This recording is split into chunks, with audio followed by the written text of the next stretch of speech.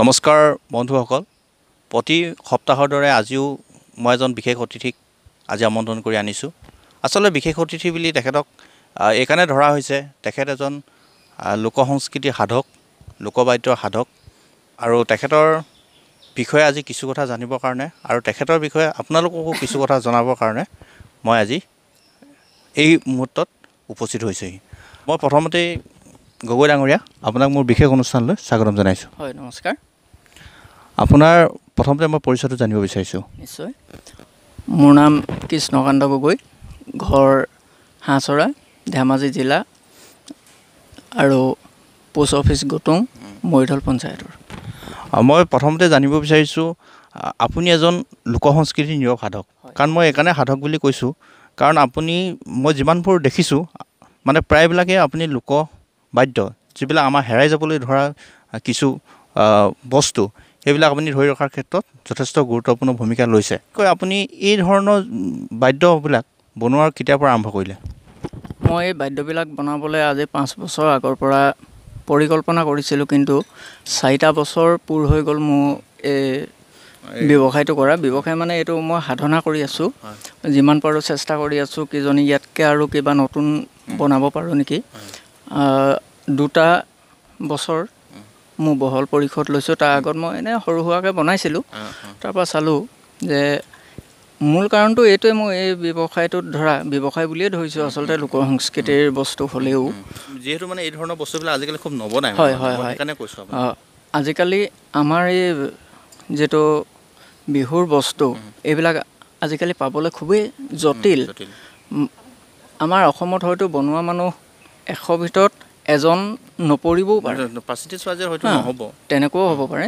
গতিকেলৈ মই ক'তো প্ৰশিক্ষণ লোৱা নাই ক'তো একো কৰা নাই কিন্তু বহুত চেষ্টা কৰি পিনি মই প্ৰথম গগনা বনালোঁ তাৰপিছত কাকৈফণি সুতুলি ঢোলৰ মাৰি ইত্যাদি এনেকৈ এই বস্তুবিলাক মই বনাই গৈ আছোঁ আৰু বাঁহী মই ল'ৰা এজনৰ পৰা জোখ ল'লোঁ লৈ পিনি বনাইছোঁ ঠিক তেনেকৈ প্ৰায় বস্তুবিলাক বনাবলৈ মই চেষ্টা কৰি আছোঁ বৰ্তমান আপোনালোকে আজি 4 বছৰ ধৰি আপুনি বনাইছে নহয় জানো হয় মই 4 বছৰ দিন হৈছে এনেকুৱা এটা কথা আহে যে অসমত বিশেষকৈ অসমত আমি শুনিবলৈ পাওঁ লোকবাদ্য এই লোকবাদ্য কিনা মানুহৰ একেবাৰে অভাৱ আৰু ইয়াৰ এখন বজাৰ নিৰ্দিষ্টকৈ এখন বজাৰো নাই আৰু ইয়াৰ উচিত মূল্য নাপায় বুলি প্ৰায় এটা অভিযোগ আহে আপুনি এই ক্ষেত্ৰত কি ক'ব আপুনি উচিত মূল্য পাইছে বস্তুবিলাক বা আপুনি এনেকুৱা এখন ভাল বজাৰ পাইছে জানো নাই এনেকুৱা এখন ভাল বজাৰ আমাৰ ইয়াত পাবলৈ জটিল কিয়নো এতিয়া আমাৰ এই লোকবাদ্যবিলাকৰ দিশত আমাৰ অসমীয়া ৰাইজ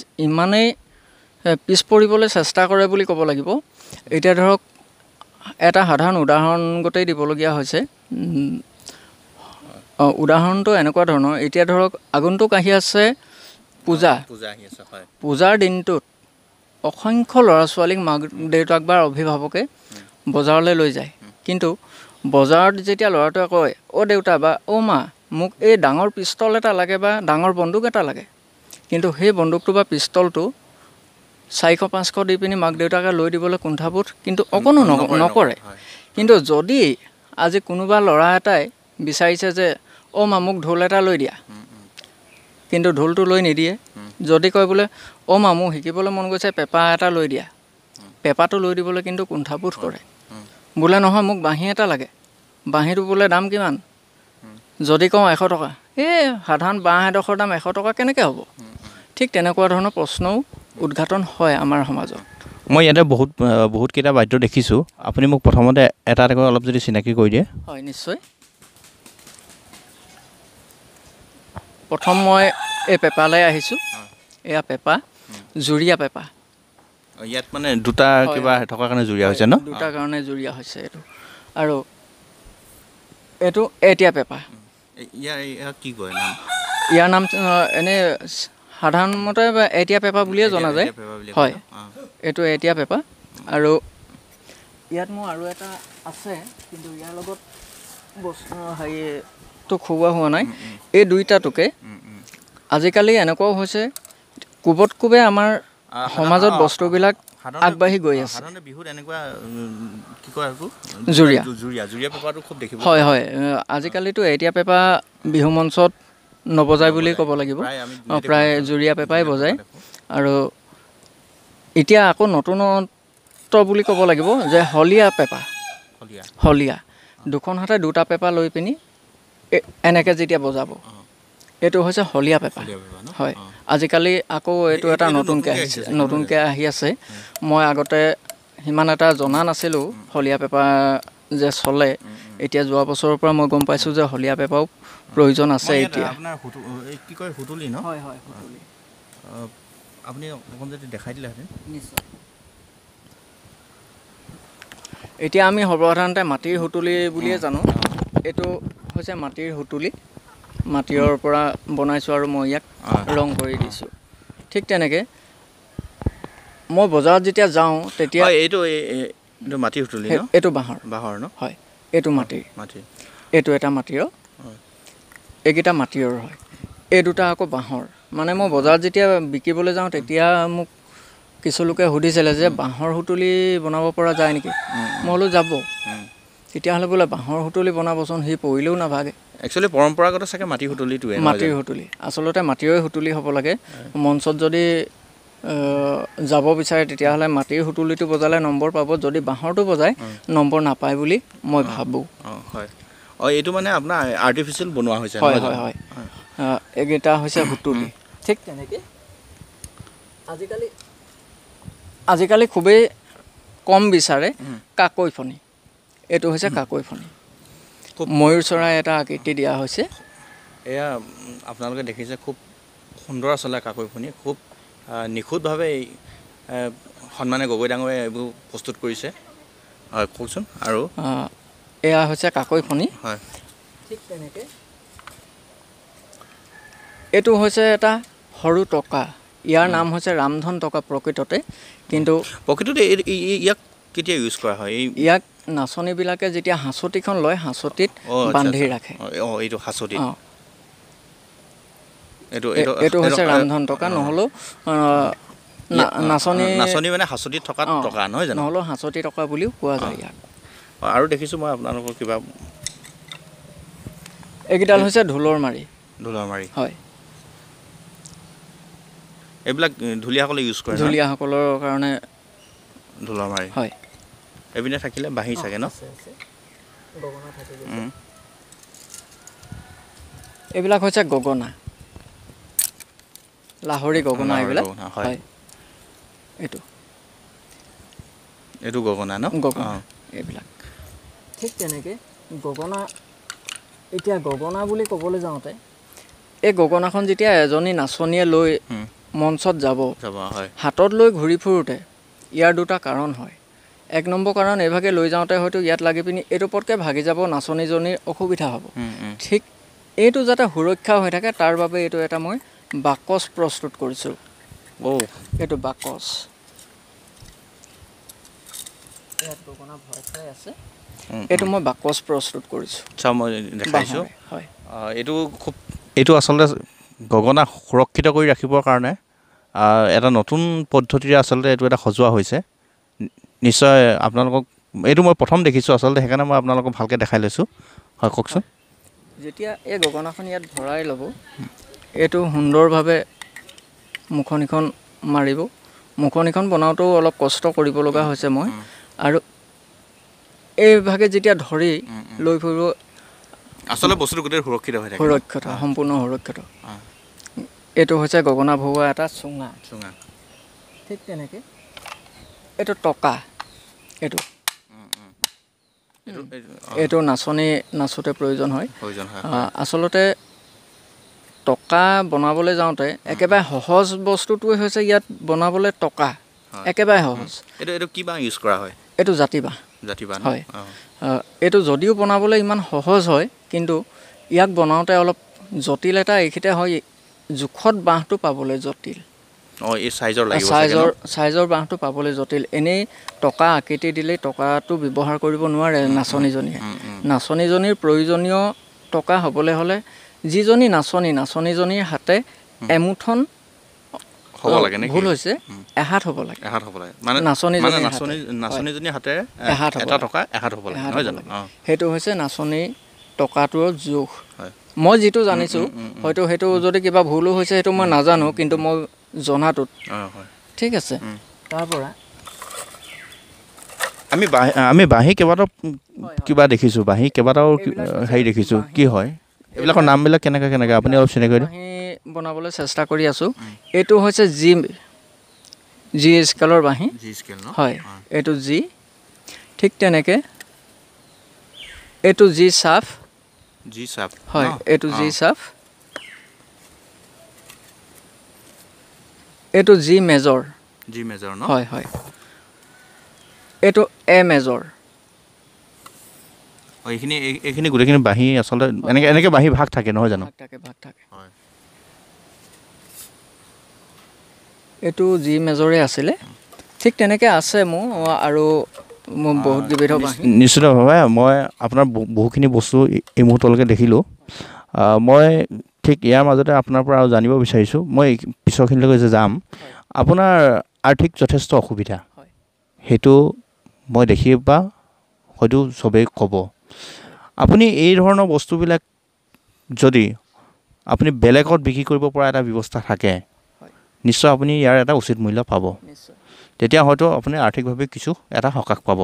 আপুনি ঊৰ্ধ্বতম কৰ্তৃপক্ষৰ লগত যোগাযোগ কৰিছে নেকি যে এই ধৰণৰ বস্তুবিলাক আচলতে আমি যদি ধেমাজিত নাৰাখি এখন ভাল বজাৰ বিচাৰি যদি আমি বাহিৰলৈকো পঠিয়াব পাৰোঁ, এনেকুৱা কিবা পৰিকল্পনা কৰিছে নেকি? মনত আশা আছে, কিন্তু এতিয়ালৈকে যোগাযোগ কোন ধৰণে কেনেকৈ কৰিব পৰা যাব সেইটো মই বিশেষ নাজানিছোঁ। কোনফালে ক'ত যোগাযোগ কৰিলে এই বিষয়ে অলপ সাহাৰ্য পাম বা উচিত মূল্যৰ এখন বজাৰ পাম, বা কোনপিনে ক'লৈ কেনেকৈ নিব লাগিব, সেইটো কোনফালৰ পৰা কেনেকৈ যোগাযোগ কৰিব লাগিব সেই কথাটো মই বুজি পোৱা নাই এতিয়ালৈকে। গতিকেলৈ যদি এনেকুৱা এটা সুবিধা পাই যাওঁ, তেতিয়াহ'লে হয়তো আপোনালোকৰ লগতে মোৰো ঘৰৰ আৰ্থিক দিশটো অলপ আগবঢ়াৰ লগতে ল'ৰা ছোৱালী দুটাৰ পঢ়া শুনাত অকণমান আগবঢ়াবলৈ অলপ সকাহ এটা পাম। তাৰমানে কথাটো এনেকুৱা ধৰণৰ, মই আপোনাক আৰু এটা কথাৰ কাৰণে চেলুট দিছোঁ যে আজিকালি লোকবাদ্য মানুহে নবনায়। কাৰণ এইকাৰণে নবনায়, কাৰণ এটা লোকবাদ্য বনাবলৈ যথেষ্ট সময়ৰ প্ৰয়োজন, ইয়াৰ এখন উচিত বজাৰো নাই, গতিকে এটা সময় লছ। তাৰ বাদে মানুহে বেলেগ ধৰণৰ কাম কৰে। কাৰণ আজিকালি আপুনি নিজেই জানে যে যিটো আধুনিকতাৰ মানে প্ৰভাৱ পৰিছে, তো আধুনিক বস্তু এটা যদি ল'ৰা ছোৱালীয়ে যদি মাক বাপেকক কিনিব দিয়ে, নিশ্চয় মাক বাপেকে কিনি দিব, কিন্তু এনেকুৱা ধৰণৰ লোকবাদ্য নিকিনে। তথাপিতো আপুনি কি মৰ সাহস কৰিছে, এনেকুৱা মৰ সাহস কৰিছে, বা আপুনি কিবা আশা কৰেনে এনেকুৱা এটা ভাল দিন আহিব বা এনেকুৱা লোকবাদ্যবিলাক মানুহৰ মাজলৈকে যাব? মই আচলতে এইটো কাৰণেই লাগি আছোঁ এই বস্তুখিনি বনোৱাত। যদিও আজি বজাৰৰ মূল্য খুবেই কম, তথাপিতো এই মোৰ ঘৰৰ আৰ্থিক দিশটো আপুনি নিশ্চয় দেখিলে যে মোৰ এই ব্যৱসায়টো বুলি ক'বলৈ যাওঁতে এটা বছৰেকীয়া খেতি। যেনেকৈ আমি ধান খেতিটো কৰিছোঁ এবছৰৰ মূৰত 1 মাহত চপাইছোঁ, ঠিক তেনেধৰণৰ মোৰ আৰু অন্য ইনকমৰ পথ নাই। আচলতে আছিলে যদি মোৰ হাতৰ বিদ্যা আছিলে ভগৱানে কৰাত। সেইটোৱে যে আপুনি এনেকুৱা ধৰণৰ লোকবাদ্য নবনাই দেখোন, বাঁহৰ কিবা কিবি ঢেৰ অপশ্যন আছে নহয় জানো? তথাপিতো আপুনি যিটো লোকবাদ্যখিনি জীয়াই ৰখাৰ যিটো প্ৰচেষ্টা চলাইছে, সেইকাৰণে মই শলাগ লৈছোঁ। আৰু আপুনি এই লোকবাদ্যবিলাকক লৈ আশা কৰেনে? মই যথেষ্ট আশাবাদী, কাৰণ আগতে আছিলে আমাৰ অসমখন বিহুবলীয়া অসম। বিহু বুলিলে আমাৰ গাঁৱে ভূঞে চহৰে নগৰে সকলো জেগাতে বিহু ইমানেই প্ৰভাৱ আছিলে যে ঢোলৰ মাত শুনাৰ লগে লগে এগৰাকী আইতায়ো গাটো হিলাই থাকিবলৈ মন যায়। কিন্তু আজিকালি এনেকুৱা হৈ আহিছে, ঢোলৰ মাত বা দেউগাখীত বোলে বিহু এযোৰা মাৰি আছে, এতিয়াও কাৰোবাৰ চাবলৈ আহিবলৈ হয়তো সময় নাই। নহয়, সেইকাৰণে কৈছোঁ যে লোকবাদ্য আজিকালি যিটো পৰিৱেশ আহিছে, আজিৰ যুগত কি হয়, আপোনাৰ যদিও আপুনি গগনা বনাইছে খুব ধুনীয়া সুন্দৰ নিখুঁতভাৱে, কিন্তু আজিকালি শুনিছোঁ গগনা বাহিৰৰ পৰা আহে বোলে, সুতুলি বাহিৰৰ পৰা আহে। কিন্তু আমি স্থানীয়ভাৱে প্ৰস্তুত কৰা ইমান কষ্টৰে সজা এটা বস্তু মানুহৰ আজিৰ তাৰিখলৈকে আদৰি ল'বলৈ টান পায়, কাৰণ জাক জমকতাটো ইয়াত খুব কম। কাৰণ আপুনি যিটো বাহিৰৰ পৰা বস্তু আহিব, যিটো মানে কি কয়, আজি গামোচাৰ পৰা আৰম্ভ কৰি যিবিলাক বস্তু আহে চব জাক জমকতা, হয়নে বাৰু? কিন্তু আমি ঘৰতে যিটো কষ্ট কৰি প্ৰস্তুত কৰোঁ, ইমান জাক জমকতা হ'ব নোৱাৰে। কাৰণ আমি এইখিনি বহুত কথা থাকে, আচলতে চব কথাটো আমি পাতিব নোৱাৰি। তথাপিতো আপুনি আশা কৰে ন, নৱপ্ৰজন্মই ভৱিষ্যতে হ'লেও ইয়াক আদৰি ল'ব বুলি? হয় হয়, মই যথেষ্ট সেই দিশতো আশাবাদী। আজি সৰু ল'ৰা এটাই যেতিয়া নেকি এই বস্তুবিলাক দেখি গৈ থাকিব, ক্ৰমান্বয়ে বজাৰত হওক বা অন্যান্য জেগাত হওক দেখি গৈ থাকিলে বস্তুটোৰ প্ৰতি আগ্ৰহ এটা বাঢ়ি গৈ থাকিব। যদি সম্পূৰ্ণ বস্তুটো লুপ্তপ্ৰায় হৈ যায়, তেতিয়াহ'লে ল'ৰাই বা হওক বা ছোৱালীয়ে হওক যদি বস্তুটো দেখা নাপায়, তেতিয়াহ'লে কি হ'ব, ই ক্ৰমান্বয়ে লুপ্তপ্ৰায়লৈ গৈয়ে থাকিব। এতিয়া যদি সৰ্বসাধাৰণতে য'তে ত'তে দেখা যায়, তেতিয়াহ'লে অলপ আকৰ্ষণ হ'ব। আকৰ্ষণ হওঁতে হওঁতে হয়তো অহা পৰিকল্পনালৈ লাহে লাহে এই বহল পৰিসৰত হ'ব পাৰে বুলি মই আশাবাদী। ধন্যবাদ। আপুনি যি আশা কৰিছে এয়া সফল হওক। মই আপোনাৰ আৰু এটা বস্তু দেখিছোঁ, আপোনাৰ ফুলদানি এটা দেখিছোঁ বাঁহৰ। অলপ যদি আমাৰ কেমেৰা আগত দেখায় আপুনি, এটা বৰ নিখুঁত বাঁহৰ সম্পূৰ্ণৰূপে এইটো মই খুলি দেখাই দিছোঁ। এইটো বাঁহৰে প্ৰস্তুত কৰা এটা ফুল থোৱা দানি। ঠিক তেনেকৈ এপাহ ফুল মই প্ৰস্তুত কৰিছোঁ সম্পূৰ্ণ বাঁহৰ। পাতৰ সৈতে ফুলপাহৰ সৈতে সম্পূৰ্ণ বাঁহৰে বনাই মই চেষ্টা কৰিছোঁ যে বাঁহৰ বনাব পাৰি নে নোৱাৰি। এইটো আপোনাৰ এনেই কিমান দিন মান লাগে? এইটো মোৰ 2 দিন এবেলা লাগিলে। যিহেতু এইটো মই প্ৰথম প্ৰস্তুত কৰিছোঁ, মই ভাবি ভাবি কৰিব লগা হৈছে। ঠিক তেনেকৈ মই আৰু নতুন ডিজাইনৰ বনাব পাৰি নেকি চেষ্টা কৰি আছোঁ। এনে ফুল এপাহ আজি বনাই চাইছিলোঁ, নিশ্চয় হ'ব বুলি মই আশা কৰিছোঁ। সঁচা অৰ্থত নিশ্চিতভাৱে খুব এটা সুন্দৰ ফুলদানি আপুনি এনেধৰণে বনাই যাওক। হয়, এইটো কিহৰ বনাইছে? এইটো কাপোৰৰ। আপোনাৰ পৰা আৰু কথা এটা জানিব বিচাৰিছোঁ। আপুনি এইটো কিহৰ বনাইছে? এইটো কাপোৰৰ ফুলদানি। এই দানিটো হৈছে বাঁহৰ। এই ফুলটো কাপোৰৰ আৰু এই পাতটো মোক কিনা। আচ্ছা আচ্ছা, ঠিক আছে। আপুনি প্ৰথমতে কৈছে যে ক'তো প্ৰশিক্ষণ বা এনেকুৱা ধৰণৰ বস্তু আপুনি লোৱা নাই। হয়, আপুনি দেখাক দেখি বনাবলৈ আৰম্ভ কৰিছে, নহয় জানো? বাঁহীৰ পৰা আৰম্ভ কৰি এইবিলাকতো আপুনি ক'তো প্ৰশিক্ষণ লোৱা নাই চাগে? নাই লোৱা। আপুনি এতিয়ালৈকে মই যিমান দূৰ জানো এই ধৰণৰ বাদ্যবিলাক সাধাৰণতে বহাগ বিহুতে কিছু মানুহে বিচাৰে, নহয় জানো?